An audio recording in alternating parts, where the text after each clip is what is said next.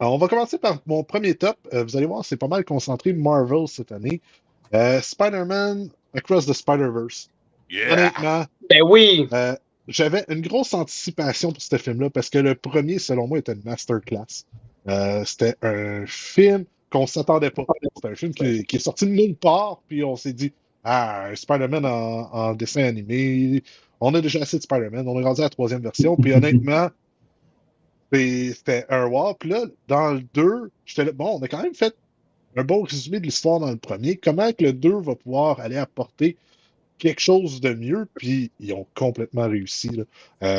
On se promène dans différents univers de Spider-Man. J'ai adoré la partie où on est comme dans un Spider-Man indien.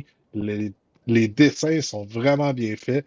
L'histoire est excellente. Puis honnêtement, j'adore l'antagoniste dans ce film-là parce que, comme dans tous les bons méchants, il veut qu'on s'en sorte, mais il n'y a pas les bonnes méthodes pour le faire. Puis il nous laisse vraiment sur un cliffhanger à la fin, à savoir qu'est-ce qui va se passer dans le 2. À dire, j'ai vraiment hâte de voir le 2. Là, je me rappelle plus si c'était 2024 ou Tu vas voir 2025 le qui était 3. Tu vas prévu. voir le 3. Là. Le 3, ouais, excuse. Ouais. Qui va s'appeler Beyond the Spider-Verse. Ouais, c'est-à-dire, ça, c'est honnêtement le premier de mes coups de cœur. Mon deuxième coup de cœur, il est arrivé vraiment tout récemment, puis quand je dis tout récemment, c'est hier, la série What If saison 2, euh, mais pas la série en elle-même, c'est deux personnages qui m'ont vraiment fait plaisir. Le premier, c'est le premier personnage Marvel du MCU. C'est vraiment, tu sais, il n'est pas dans aucune bande dessinée, puis c'est, je vais être sûr de bien prononcer son nom, Kaori, euh, qui est le premier super-héros Mohawk qu'on voit. Et honnêtement, j'ai un gros crush pour ce personnage-là. Il faut qu'il soit introduit dans le MCU, qu'elle ait soit son propre film, sa première série. Honnêtement, je pensais qu'au début, ça allait être. Oui, vas-y. À noter que dans l'univers de Marvel Comics, il y a déjà plusieurs personnages des Premières Nations qui sont placés, surtout dans les X-Men. Il y a déjà, c'est pas le premier. Là. Il y en avait aussi dans Alpha Flight, dans Je les parlais dans le X-Men. MCU, excuse-moi. Dans Là. le MCU, c'est vrai que c'est nouveau. Là, ouais. En passant, Les- j'ai checké Beyond the Spider-Verse et c'était pour mars 2024. Mars Ah, 2004, cool. non, impossible. Ça, Yeah. ça C'est ça sera qui pas avait fait. été reporté à cause Ouais. de la greffe des scénaristes. Très probable, très probable. J'avais entendu printemps 2026, moi. Ouais, c'est fin 25, 2026. Ça a été repoussé de loin. Là. Ouais. Oui. J'ai hâte de le voir, moi. Damn. Ok, ouais. Mais, Mais- ouais, pour ton personnage, Ça, honnêtement, elle, puis Captain Carter, on l'a entrevu dans Doctor Strange, le dernier, mais tu sais, honnêtement, elle a été ridiculisée comme personnage, je trouve. Euh, tu sais, c'était pas normal qu'en 30 secondes, elle se fasse démolir. Mais ça, c'est un autre point. Mais j'aimerais ça aussi la voir dans sa propre série ou la voir dans son propre film. Il y a beaucoup de personnes qui disent, ah, on a introduit de force des personnages féminins dans le Marvel, ça fait woke. Mais je trouve que ces deux-là ont vraiment été bien introduits. C'est pas poussé dans la gorge. Elle dit, c'est vraiment, honnêtement, mes deux coups de cœur. Et le dernier coup de cœur, c'est un livre que j'ai lu dernièrement. Ça vient d'un journaliste québécois qui s'appelle François Lévesque, Histoire de film. Si vous avez la chance de tomber là-dessus, c'est plusieurs petites chroniques qu'il faisait dans le journal. Là. Attendez, je vais être sûr. Le Devoir, depuis 2008. Il fait des petites chroniques, puis c'est tout. On prend le film, puis il va tout sortir des anecdotes sur ce film-là. C'est-à-dire, OK. c'est vraiment intéressant. Puis ça se lit bien. Tu sais, si vous êtes comme moi, pas un lecteur, vous lisez un film à chaque jour, puis ça se lit très bien. C'est bien vulgarisé, c'est extrêmement intéressant. Ça, c'est pour mes tops. OK. Flop.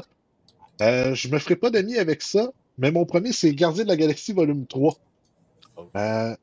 Ouais. Oh. Honnêtement, ça, j'avais beaucoup de hype aussi avec le 1, le 2, et je trouve que le 3, ça a été fait juste pour conclure.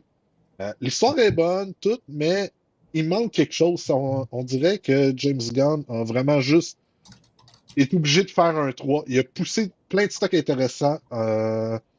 Tu sais, je sais pas, il manque quelque chose, tu sais. Je m'attendais à. Moi, j'ai un problème avec la mémoire des noms, mais. Ah, Ben écoute, Ça, si ça je peux va me permettre, là, en attendant, le temps que tu trouves le nom, là, moi, je suis un peu d'accord avec toi. C'est un petit peu décevant, mais au moins la qualité du scénario et de l'aventure était quand même correcte. C'est pas au niveau des deux premiers films, mais je pense qu'il faut récompenser ou donner à César ce qui appartient à César. James Gunn a réussi, malgré tous les bâtons qu'il y a eu des roues.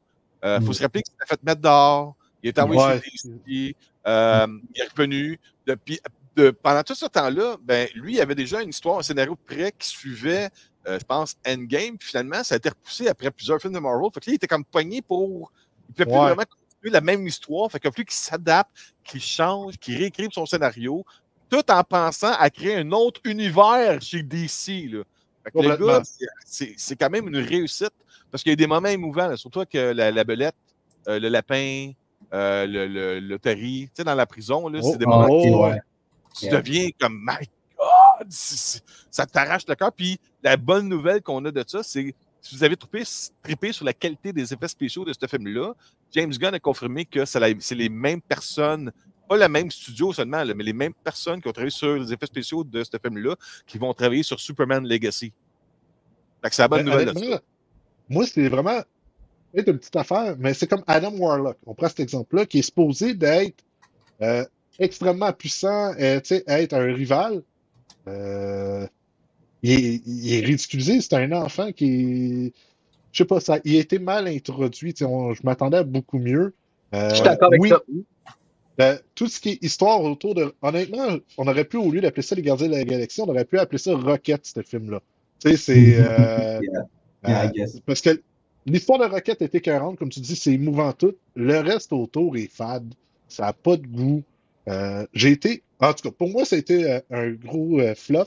Le deuxième, Ant-Man Quantumania. Tu fais exactement les choix que j'ai passé proche de faire. Fait que je te suis. Quantumania, les effets spéciaux, je pense que je suis capable de faire mieux avec le logiciel CapCut que j'ai dans mon ordinateur. Tu sais. Si tu peux dire,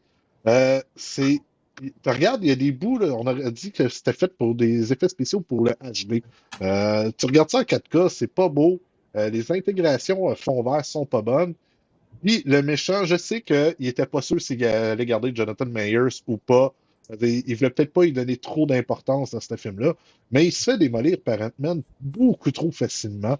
Tu sais, c'est supposé d'être le Thanos de la nouvelle phase, puis il mange une volée à la fin royale, puis t'es là.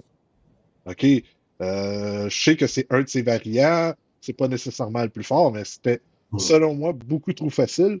L'histoire décousue. Le fait que sa fille, Ant-Man, ils ont changé d'actrice, quand la première faisait entièrement la job. Je comprends pas. Alors, personne ne comprend ça. Puis, c'est ça. Ça, c'est mes deux gros flops. Et mon hype, c'est Deadpool. C'est comme pas mal tout le monde. Yes! Dis-moi. JP, malheureusement, tu es arrivé après, Justin. Moi, j'aimerais ça que tu me dises autre chose que Deadpool, parce que Justin en a déjà parlé. Parle-moi de Deadpool, mais trouve-moi d'autres choses aussi. Là. Ouais, ben c'est ça. Honnêtement, j'ai pas d'autres attentes pour l'année prochaine, vu qu'il y a eu le strike des scénaristes. Ouais. On n'attend pas gros. En tout cas, moi, personnellement, j'attends pas de grosses productions. Puis, c'est pas nécessairement pour les mêmes raisons que j'ai hâte de voir Deadpool que Jocelyn. Moi, mon rêve, c'est que ça relance le MCU. Parce que là, on s'entend que ça fait rien que dropper. Tu sais, on a un bon, un pas bon, un bon, un pas bon. Puis la continuité, elle nous donne pas autant de goût qu'avant une game. Moi, j'espère qu'avec l'introduction on va dire des X-Men, puis d'autres choses qu'on sait pas, peut-être les 4 Fantastiques vont arriver dans le décor, des choses comme ça.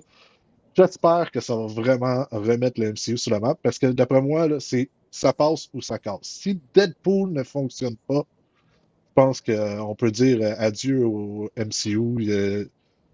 Le monde va débarquer, il n'y aura plus d'audience dans les cinémas, etc. C'est-à-dire, moi, c'est mon attente pour ça. Pas nécessairement, oui, ça va être le fun, Deadpool, Hugh Jackman, ils ont une belle chimie. Mais c'est vraiment, moi, j'attends voir si ça va réanimer le MCU comme on le connaissait auparavant. Ouais, j'ai bien hâte de voir la surprise là-dessus. Comme je disais tantôt avec Jocelyn, là, je pense que c'est unanime. Là. Tout le monde, même Ryan Reynolds a écrit « J'en ai lourd sur mes épaules » parce qu'il sait que c'est le film le plus attendu pour finalement un retour de Deadpool, pour le retour de Hugh Jackman et pour sauver l'univers de Marvel. C'est littéralement ça. Tu sais, comme il y a eu le gag pendant plusieurs saisons, pendant que Mandalorian était là, il disait Mandalorian, l'acteur a de la misère parce qu'il supporte tout l'univers de Star Wars sur ses épaules. Mais là, c'est Ryan Reynolds qui supporte toute la transition d'où est-ce qu'on s'en va avec Marvel sur ses épaules. C'est malade. Là. Puis mon hype aussi, c'est Cinemaniacs en 2024.